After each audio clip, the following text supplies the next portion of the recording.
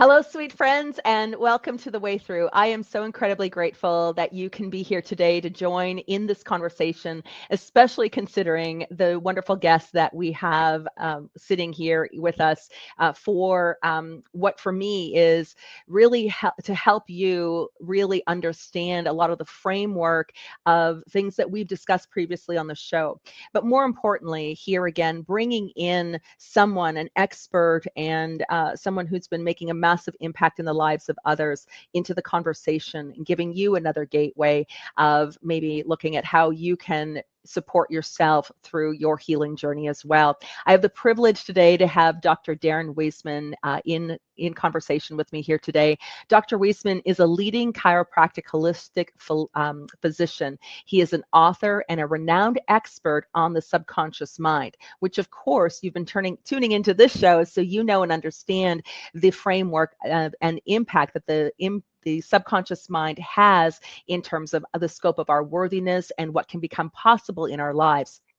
Now, one of the things that's so wonderful about Dr. Weissman's work is that he has developed an approach to healing trauma and helping to transform limiting beliefs and really awaken emotional intelligence, which is the foundation in which to co-create and live a phenomenal life. His technique is called the LifeLine Technique, and it's come from years of course, of his work, but really I've had the pleasure of having a session with him and is so deeply transformational. I cannot recommend it enough. Dr. Darren, I am so happy to have you here today and grateful that you were able to take time out of your busy schedule to share in conversation. Thank you so much. Oh, my pleasure. Anytime, Bonnie. I'm grateful to be here with you. Yeah, oh my goodness. Like I said, I had the pleasure of working one-on-one with you, and I had been researching and exploring, different approaches to trauma, not just recently, like for this conversation, but throughout my career, because I think it's fascinating to me, the different approaches that people have in terms of both the trauma recovery and also in co-creating their lives. And your work is so impactful and just what you're generating in terms of helping other people is just truly inspiring. And before we dive into the LifeLine Technique and your wisdom around the subconscious belief systems, the mind-body connection, all of that stuff we like to talk about, first, I'd love for you to share what it is that brought you to doing this work. Of course, we all have a story, and I'd love to know what it was for you that really opened this to become such a passion and your life work. I am in the process of writing my fourth book right now, and the title of it is called From Pain to Purpose. And that's really the nature of my journey. As a kid, I struggled, as many people that are in the healing arts, through their own struggles, discover something that is transformative that allows them to take a step forward. And that is true for me, for sure. And at the same time, I didn't know what the subconscious mind was. I didn't know about chiropractic or acupuncture. I didn't understand about aspects of neurolinguistic programming or trauma and aspects of Ayurvedic medicine. I didn't know that stuff. And what I did know is that I went to medical doctors. I took pills. I had shots. Went through that. I hated it. At the same time, it's what I knew, and I wanted to somehow impact children to have a different journey than mine. And in my pre-med studies, I had a meeting God moment where I'm like, you know what? This doesn't resonate with me. This doesn't resonate, taking a pill for every symptom. Yet I didn't know of another route. And through serendipity of life, I discovered chiropractic. And from chiropractic was an interesting thing in the sense that it just resonated fully. Like I called every chiropractor in Lawrence, Kansas, and opened up my yellow pages and called. Literally, I called 20 chiropractors and said, I don't know what a chiropractor is, but I'm told that I need to figure it out and check it out. Can you use some help in your office? No, until I get to finally this guy named Dr. James Dre. Dr. Dre, not the singer-songwriter. I was going to say, wow. Right, not that guy. So He was moving offices. I rode my motorcycle over there. I helped him lift boxes. He gave me my first adjustment. That was it. And long story short, I stopped my pre-med. I did my prerequisites for chiropractic. While going through chiropractic school, I got a dual degree in acupuncture, started studying kinesiology along the way. And then I just became passionately fanatical about studying different arts and sciences, traveling to Beijing, traveling to Colombo, Sri Lanka, traveling throughout Europe and the States, to people that inspired the heck out of me. And the real inflection point, Monty, was on June 17, 2002. I'm in Deerfield, Illinois with my fiance at the time and good friends, Tom and Ingrid Bain. And Tom and I were on the hunt for this thing called the big idea. And the big idea was Tom was a functional medicine guru. He's changed the world when it comes to the biome. He's absolutely transformed the world from the biome. He's a functional medicine master. And my passion is consciousness and energy medicine and chi and life force and emotion and mindset. And we were looking for something that somehow bridged it all together. And Ingrid that night said, you know, you guys talk about this big idea, but you know, she goes, you know what I got that's big from you guys? This. And she held up a credit card bill. And she goes, this is what I got that's big, because every time you get together, every time that you get together, you guys go out for these expensive meals. And I've just got a big credit card bill. I don't know. Where's the big idea? And Tom and I are like, I don't know. We just haven't come up with it yet. And she goes, Darren, can I tell you the truth? And I'm like, what do you mean telling the truth? Why you haven't come up with this big idea? And I'm like, sure. And I'm like, meanwhile, I'm shaking inside. And she goes, you haven't come up because you're just too afraid. Wow. You're just too afraid of how powerful it's going to be. So there was like this moment where this person seeing my soul, and I immediately didn't have anything else to say. And I usually don't have a loss for words, but I have a loss for words. And I'm pacing back and forth in my home, and I'm hearing Ingrid's voice inside my head going, you're just too afraid. And I have a moment. It's 8:30 at night at this point, June 17, 2002. And I enter this world of clarity. My crown chakra opens up, and I enter this world where I am seeing everything that I'd studied, things that I had never studied before, come together in an image that was like, kind of like a Tibetan sand mandala, where like if the wind blew, it was going to be over. If I had another thought, it was going to go away. And I yelled to Sarit, my fiance, I said, babe, get me a pen and paper. And she got me a pen and paper, and I scribbled for about almost 40 minutes, and I wrote out that flow chart. Amazing. And since then, I have been passionately sharing it and teaching people how to become certified in the LifeLine Technique, because what this is a blueprint. It's a roadmap.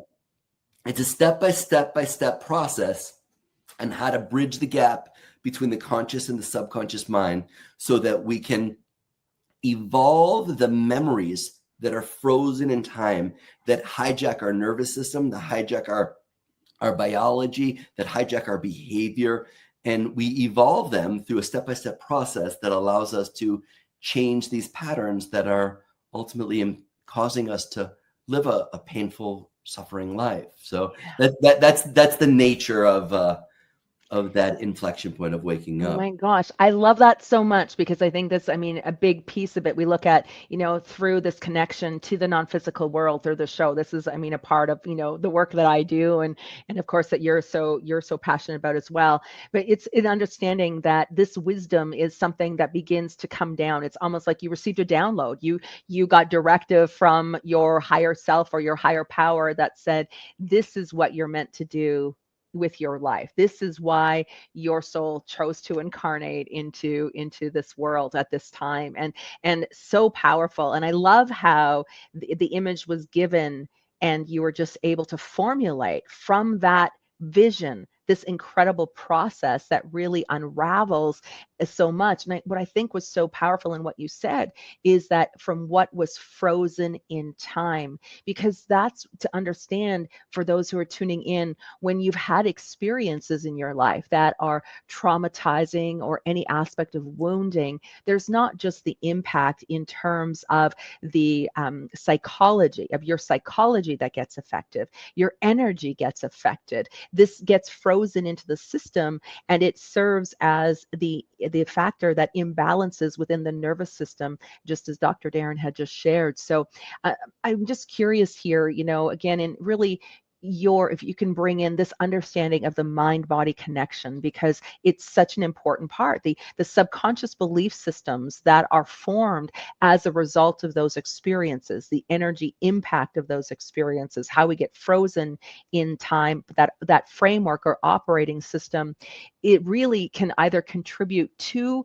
our health and well-being, or it can actually create further complication and suffering. And so tell me a little bit of for you, what you know and understand about the subconscious mind and how that affects us. Well, I love that you use frozen in time, because 2 years before waking up to the LifeLine Technique, I was introduced to Masaru Emoto's work. And Dr. Masaru Emoto did studies on water, and he would freeze water, and he would put different types of consciousness, thoughts, music, prayer, intention. And he would see how, when water went from a liquid phase to a frozen phase, how different types of thoughts, such as love and gratitude, or fear or hate, impact the structure of water.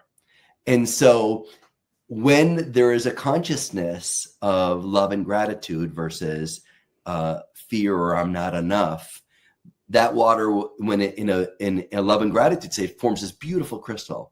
And when it's in this fear or I'm not enough or I hate you and love and gratitude, when that is going on, the water does not form a beautiful crystal. And what we know, like anybody who's got a cell phone, the reason that a cell phone can communicate is that there's a crystal in there. Crystals conduct electricity. So our body is 70 to 95% water, depending upon the tissue.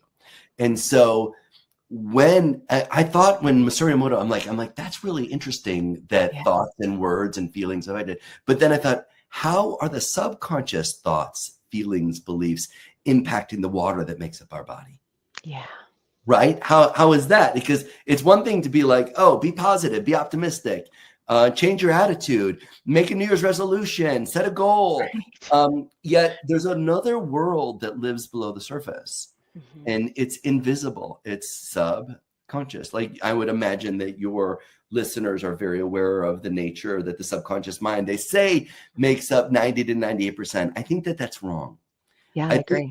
I think that the subconscious mind makes up 99.99999% of reality, and that maybe the conscious that we have, and like, look at all the conscious that we have. It's like, it seems to be amazing and incredible. Yet, I truly believe that it's truly like the most sliver of our consciousness, our ability to choose is really a sliver, a needle in a haystack, that the nature of who we are is driven primarily by our subconscious mind. And when we understand why and what it is, why it does what it does, and why it, what it is, that this essence of our subconscious mind, you don't have to tell your lungs to breathe right now. You're just breathing. You don't even have to tell your system to understand what these words that we're using to communicate, what they mean. All of this is being processed so quickly, so fast, in every moment, from the food that you're eating to your posture and your muscle tone to how your hormones are communicating. The subconscious mind orchestrates all biology. And the biggest thing, more than anything, and this is where the rubber meets the road, is the subconscious mind stores memories. And it's the storage of memory, or it's really about remembering who we really are. It's when we can really remember who we are that we live our highest self. Because if we remember who we are, we'd actually have world peace. Because we're divine, we're all one. Obviously, look at the world. It's It's crazy. Yeah. It's so reactive because there's parts of ourselves that have memories that are not present. There's memories within each of us of when we were in our mother's womb, of when we were in our primary developmental stages of conception to 7. There's memories of the generations of who came before your mom and your dad and what lives in your epigenetic expression. There's memories from past lives that influence our subconscious mind. And when the subconscious mind memories that are not processed yet get triggered, my brain, your brain, our brains don't know the difference between that memory, reality, or imagination.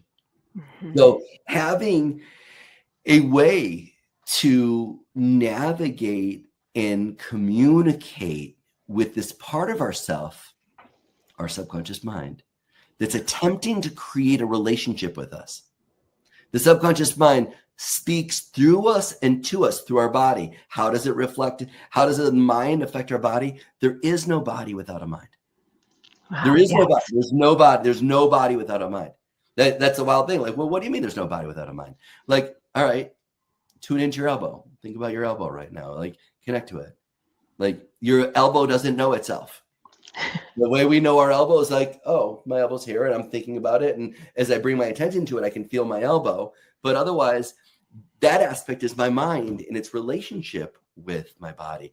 There is no body without a mind, which is really a wild thing. The mind is this essence of an information field and intelligence that planet Earth uses as a medium to connect this divine consciousness that is truly one, that has order, and brings it into this human world where there's a North Pole and a South Pole, a positive and negative, a feminine and a masculine. We live in a yin-yang dualistic world, but the duality is not the reality. The reality is that there is no yin without a yang. There is no mind without a body. There is no man without a woman. There's like, it's all one. However, how we grow and learn and heal and evolve as human beings is the way the mind is ultimately showing up in our bodies as a symptom, in our lives as a stressor, that the nature of this mind-body connection, I think, is maybe the most important thing for human beings to understand. It needs to be taught to children so young, because otherwise we live in this matrix world that is based upon what we're consciously perceiving, but the conscious perception is so minimal in the reality of what's really driving who we are and our ability to heal and our ability to be calm and confident, authentically and honestly in the present moment. So a whole other essence of really appreciating thoughts create a reality. Right. Want to change your reality, need to change our thoughts. Wait a second. Most thoughts are not conscious. They're subconscious. Right. So one knows what's living in their subconscious mind.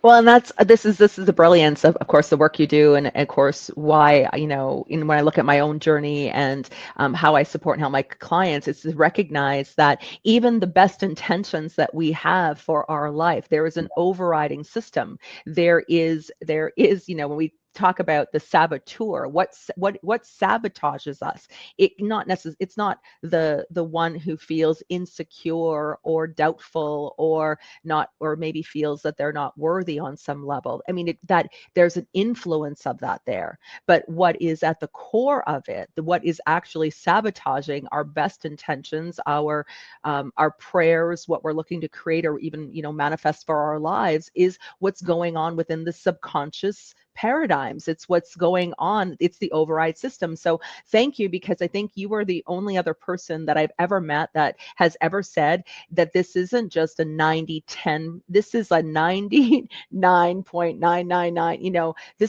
It is how we operate. That this is why I love that we get to have this conversation, is because you can really help people to understand that it's not because there's something wrong with them. It's not because they don't have enough maybe a will inside of them to move forward. It's because there's something else that's directing it that they're not even aware of. Yeah. I mean, I would love everyone, including you and I, just to take a deep breath right now. Just to take Yeah. a deep breath in and let it go. And let's all give ourselves permission to suspend the need to have a logical understanding of what's going on, or the need to set another goal or New Year's resolution or blow out birthday candles and make a wish for the upcoming year. The essence of this is that there's a real conversation going on here. There's a real conversation that the subconscious mind speaks through us and to us in every moment. And the essence of this conversation is, if you don't speak the language of the subconscious mind, then you won't be able to participate in the conversation. And so it's kind of like Jingwan Xiao Jie Ni Dum Chong Homa. Like, if you don't speak Mandarin, you're not going to be able to have a conversation. I don't speak Mandarin, but went over to China, I learned a couple things to make people laugh at me. So, but the point is that to begin the journey of a subconscious evolutionary process, to begin the evolutionary process of awakening the spirit through the subconscious mind, to begin it, we need to change the rules. And so the first rule is, every problem that you've got going on in your life right now, I'm going to ask you to look at it as a portal. I'm going to ask you to go, you know what? Everything, every pain, every stress, everything that you're like, God, what's wrong with me? Why am I so, what's going on? I'm going to ask you, I'm going to encourage you, be gentle, be courageous, be compassionate, to look at what you've got going on as a portal. And then let's just pause there and go, what's a portal? Like, Bonnie, how would you define a portal? A portal is a doorway of opportunity. That's really what it is. So a portal is a doorway of opportunity. It's leading us to a greater experience. It's an opportunity. How do we find the portals of the subconscious mind? How do we identify where that doorway of opportunity is? Any guesses? Oh, sorry, you're actually asking me. Might as well. I was like sitting here completely intrigued. Well, really, it's, and I guess because of my own awareness in it, when, I look at what's happening in my body, even for myself, for me, it's through the breath. For me, it's taking, when it's like, this is a portal, an opportunity. And really, it's like through my breath, what is being asked of me? What's sitting here? And I think it's this ability to be able to stop and with awareness and ask ourselves some questions. So I love that answer. I love that because it gets you in a place of observation. Because once the breath is the one thing that can calm the heart. Through the breath, we can activate the vagus nerve to slow down its freeze, fight, flight, or flight dissociation. So the breath is one thing. At the same time, I want to go deeper than that, but it starts with the breath. Yet to really discover the portal, the doorway to the next greatest version, the opportunity to grow and learn, heal, and evolve, the portal is pain. The portal is pain. So let's pause there and let's sit in the energy of like, wait a second. So pain is a portal of opportunity. So that might be, for many people, very difficult to swallow. Right. And I get it. And I am just saying, breathe. Yeah. And just do your best right now, because there's nothing to lose with having this potential lens of perception that pain is a portal of opportunity for growth, for learning, for healing, for evolving versus revolving. Instead of repeating 360 revolution and evolution to become the next greatest version and opportunity. So pain a sliver, oh, I stubbed my toe, to my last client that I just got off with prior to coming onto this interview with you was a guy that I've been working with for 3 years, and he was diagnosed with stage 4 pancreatic cancer. That's a big portal.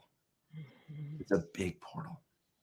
There's nothing naive about saying like, okay, wait, it's a big portal. There's not about pretending that that's not like, whoa, we've been working together for 3 years now. And anyone diagnosed with a terminal disease, anyone who's been in a trauma, an accident, a loss, a massive grief, to go, okay, this is a portal for an opportunity. Sometimes that seems to be callous. And it's not callous, it's just another tool to move through life. Mm-hmm. And because life is painful. Life is scary. Life is stressful. There's uncertainty in life. Yet when we go, okay, what if this was a feedback? What if this isn't a failure? What if this isn't a fight? What if this isn't, I'm not broken. I don't need to fix this. What if there's actually something meaningful being said to me right now? And it's showing up in this way that sucks really bad. Yeah. It sucks, right? It's like, what if it was? Okay. So that's the first thing. So we take a breath, because you're right. You got to take a breath to even enter this world. Mm-hmm. Because the nature of the mind is it's going to hack us. It's going to hack us. Right. The subconscious mind gets triggered into a subtle to extreme level of reactivity every 3 to 5 seconds. So every 3 to 5 seconds, the subconscious mind is taken over, and we call it daydreaming, or we call it like, I'm in a moment of like, oh, where was I? I'm anxious about my taxes. I wish I would have had that to eat. Why didn't I say this to this person? I can't believe he did that. She did that. Our minds go into it, and it's happening all day long. Yeah. And we get into these frozen states. Sometimes we're aware of it. More times we're not even aware of it. And those aspects show up in our body. All of a sudden I got pain in my shoulder. All of a sudden I've got a rapid heartbeat. All of a sudden I feel like this digestive nausea, and I'm feeling this shortness of breath, whatever it might be. It shows up in the body as well as these thoughts and feelings that show up in our lives. Yeah. And so the key here is, and I want to circle back. What if I go, wait a second, I'm going to commit myself to a practice of looking at my life through the lens of a portal. And that every time I get triggered and I'm anxious, and I hate that, or I feel resentful, or I feel insecure, I am in a state of a portal. And let me pause there. And then from there, we want to learn how to connect with the subconscious mind so that we can be friends with it. Yeah. Because all that anxiety, it's not all, but I'll say it like that. All that anxiety or pain or diagnosis, what it represents is a memory. There's some memory that's caught in Groundhog Day. Yeah. And when it gets triggered, our brain is producing a freeze, fright, fight, or flight, limbic reptilian holding pattern. And we are producing neurochemicals that are coursing through our bloodstream that are binding to cellular receptors that are causing our genes to reactively express themselves in a way that my body is not in the present moment, but my body is reacting. My body is feeling and forming new cells based upon a memory that hasn't been processed. It's a really deep conversation right there. Yes. My body is feeling, functioning, and forming new cells. Not that I'm in the present moment, but because there's some subconscious memory that when that memory gets triggered, and it gets triggered enough, it becomes a persona, it becomes a personality, it becomes an identity. We start to believe it. And so there's got to be a way in which we just begin the process. Yeah. And that's really what I want to instill more than anything. How do we even begin? And the beginning is, I got to change how I view it. Wayne Dyer said, change the way you view things, the things that you view change. So I'm going to go from every problem right now, from this point on. I'm not denying the pain. I'm in pain, but the pain is the portal. Now, from there, we can follow some steps that can allow us to navigate. A lot of times here we are in the world, and we live in a do, fix it, fight it, figure it out. Yet before you fight it, before you fix it, before you figure it out, before you judge yourself as a failure, take a moment. And what if you were able to process that memory that has never been processed? Evolve that core limiting belief into the core of infinite potential that it was meant to be. It was just frozen in time. What might happen if you process the subconscious first and then fixed it from a new level of consciousness, and then created a healthy boundary? And then I think Einstein said it. It's like the same mind that causes a problem doesn't solve it. Right. It's like, so when the memory of the reactive mind gets triggered, and it's always ahead of you and me. The subconscious mind's 7 times faster than our best ninja trained self. Wow. See, so like every alcoholic, every addict knows what they're doing is going to destroy what they love most. Everyone knows it. I've gone through addiction. So every addict knows it doesn't matter. The subconscious mind will always override the conscious. Yeah.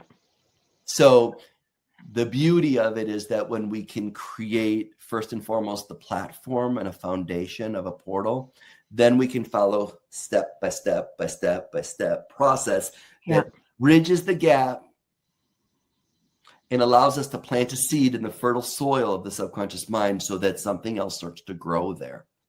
What I love about what you said, I mean, I love everything about what you said, but what I really, really stood out to me is where you said was to be able to heal this from a higher state of consciousness than at the same consciousness that created the hurt or was in suffering. I think that is such an important part of it. And that's really what the LifeLine technique does. It brings in what is this higher vantage point of the self. So, when you look at the higher self and looking to heal what has happened or what was frozen in time, not from the wounded space, not from the ego that's in the pain and in that identity of the suffering, but instead to the new identity of the higher self and from a higher state of consciousness. And in doing it, it's just incredible the deep transformation that takes place.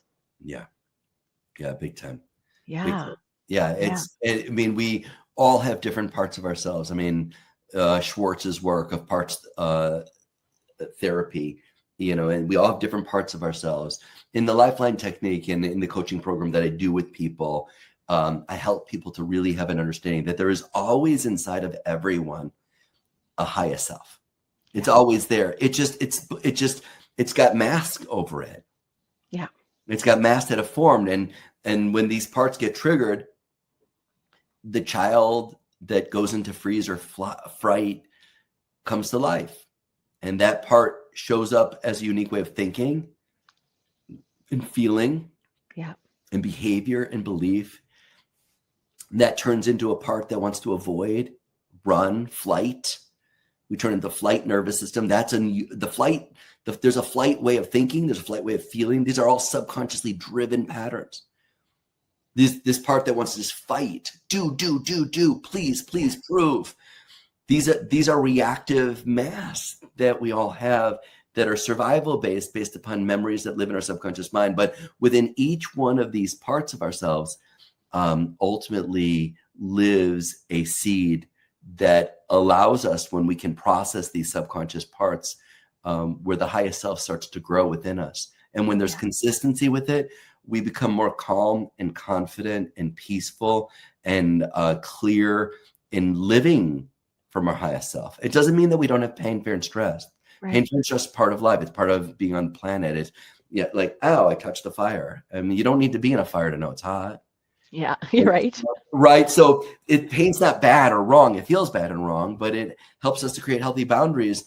we live in a world that has been focused on problems and make the problem go away, make the pain go away, and that there's a time and place for it. I don't want anybody to suffer, yet there's a time and place for the pain to be there so it can ultimately guide us and lead us inward, where the real healing occurs inside. And it's not saying that a pill doesn't do an incredible job. Sometimes a pill is necessary, but while you do the pill, subconscious work is always necessary. Pills not always necessary. Subconscious work is always necessary, whether you're taking a pill or not. It's imperative to understand the nature of this. And it's looked at as more of like an alternative type of medicine. It's not alternative. It's a true holistic understanding of mind, body, spirit. Yeah. Well, that's what I really love about the LifeLine technique, because there's such an integration here. My mind, I'm such a science geek, so I love science, right? And so the science is there, but you're bringing in the spirituality within it too. And it really is this, it's the neuroscience. You've got energy medicine, you've got ancient healing practices, and you're working within the subconscious to really help not just empower people, but really evolve people, transform their whole relationship with themselves and with life. It's such a powerful, powerful tool. Yeah. And life can be really simple. It's not always so easy, but the simplicity is, hey, everybody, stay hydrated, please. Right. Eat consciously. Sugar is poisonous. Go for a walk, do a yoga class, get good sleep, express yourself authentically, do those things. But here we are, we're doing the best that we can, but we get triggered and now I'm emotionally eating. We get triggered, I'm self-sabotaging and I'm not exercising. So there's at the 16th step of the LifeLine, and there's 16th step. The 16th step is called the essential acts of self-love. And this has to do with water and food and rest and exercise and order power. Some real common sense, they're basics. Yet, when we do those from a place of intention, because we've bridged the gap and the subconscious mind and conscious mind are aligned and harmonized, we have a new superconscious field. When we drink water from a higher self, that water is hydrating differently. When you eat broccoli because you don't want to be overweight or you don't want to get this disease, that broccoli, as healthy as broccoli as can be, that broccoli is poisonous. When you eat broccoli from an intention of focusing where you're going versus what you want to make go away, that's a different kind of relationship with food. And the subconscious mind will affect us in these basic things. So it seems so simple. And then it's also intricate and it's a journey. And for some people like you and your listeners who geek out on the subconscious mind, like, oh, this is amazing. It's like, we're like, wait a second, you're talking another language. I don't know what you're talking about. You seem to be so excited about it, Darren and Bonnie. Like, what are you talking? But for some people in our world today, they really have a deep understanding of the subconscious mind. The LifeLine technique is a real technology. Yeah. It's a real tool. It's a philosophy. It's a science. It's a new story that interprets the old story of the subconscious hamster wheel, monkey mind, Groundhog Day. It allows it to evolve caterpillar to butterfly, chrysalis, through the darkness, through the pain, through the portal, to receive the opportunity of living as our highest self as a human being on this planet Earth today in our world, which so needs it. So needs, absolutely. So needs it, and so is ready for it. And here we are. Right. And I think this is what I think is so great about the messaging, your approach to helping people to heal, the impact, of course, that you're having. This isn't about a bypass system. This is not just about fix it, take the pill, make it better. This is not bypassing what the issues are deeper inside of all of us, not just in awareness of the subconscious mind, but those beliefs that we've created about ourselves, what we're worthy of, and those feelings that come up, because the feelings, the impact of the experiences we have matters. The feelings that in emotional content that we deal with, it can be very challenging, but it's also through this technique where there's the invitations to feel it. I'm an advocate for that. I talk about that and through the work too. It's like we need to be present. We need to feel. We need to allow for the space to process what's coming up for us in order to move beyond it. But this is what I love. Like I said, you're not inviting people to bypass what has happened. You're inviting people to look at what's happening as the portal, as the opportunity, as a way to transform, but at the same time being very honest about how they feel and what has happened, the Yeah. impact it's had.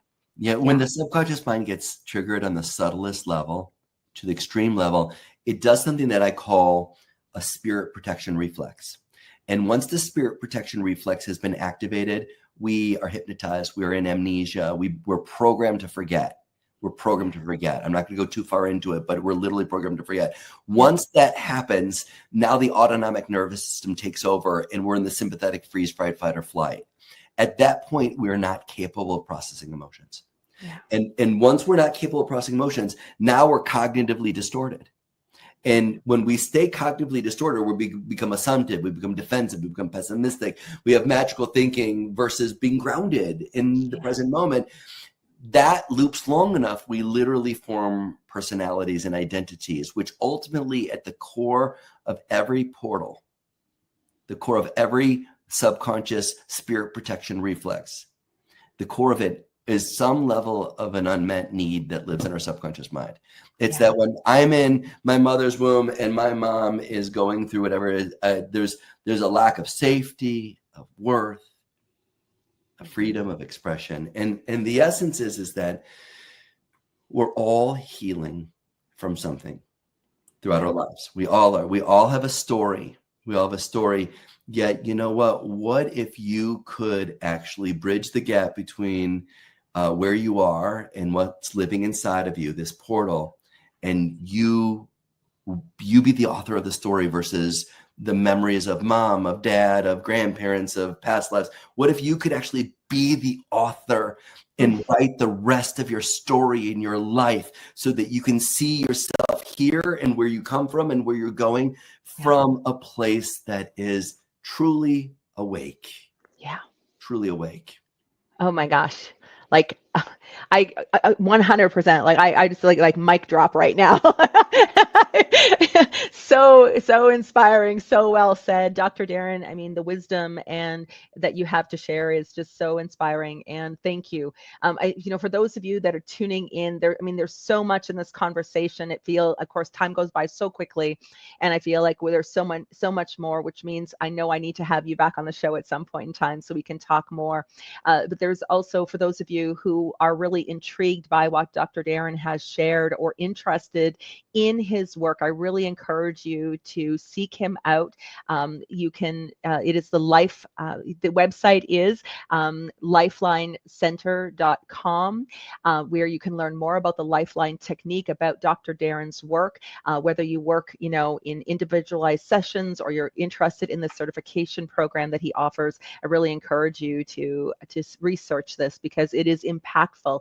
Even for myself, in all the years of what I've been doing, the deeper healing work, working within the subconscious, working, the mind-body connection, and being able to bring myself to the point where I am in my own trauma recovery, having the chance to work to Dr. Darren and to discover what was frozen and the impact that it was having on me was incredible. And it was just that time that I was honored to share with him. And during that, I just really encourage you to reach out, to seek out healers, practitioners, whether myself, Dr. Darren, or anyone in this line of work to really help you to navigate. And really, the way Dr. Darren said, what if you could be the author of the story instead of letting what has happened take over? So Dr. Darren, thank you from the bottom of my heart. I just really have enjoyed this conversation and appreciate this beautiful work that you're doing. Thank you for your contribution to our world.